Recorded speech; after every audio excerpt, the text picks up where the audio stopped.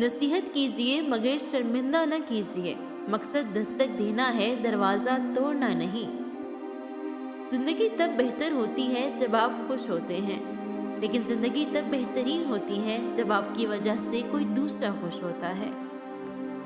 مسلسل اہمیت دینے کے باوجود بھی اگر رشتے بے قدرے اور بد مزاج رہیں تو کوئی ملامت نہیں، تب رہنے کی بہترین جگہ حدود ہے۔ ہر بات دل سے لگاؤ گے تو روتے رہ جاؤ گے، جو جیسا ہے اس کے ساتھ ویسا بننا سیکھو۔ اگر آپ کا دل خالص و پاکیزہ ہے تو دنیا کی کوئی شیطانی قوت آپ کا محاصرہ نہیں کر سکتی۔ لفظوں کے دانت نہیں ہوتے مگر یہ کاٹ لیتے ہیں۔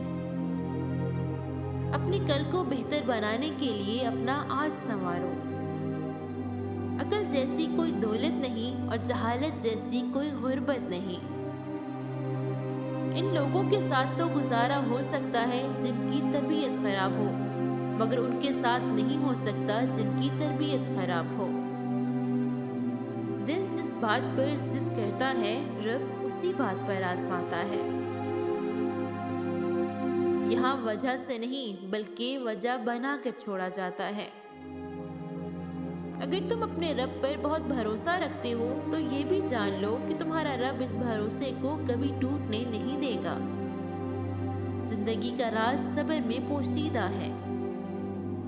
خوبصورتی آنکھوں کو متاثر کر سکتی ہے، لیکن شخصیت سیدھے دل پر قبضہ جما لیتی ہے۔ اگر انسان صابر ہو تو اس سے کی گئی ہر زیادتی کا جواب عرش سے آتا ہے۔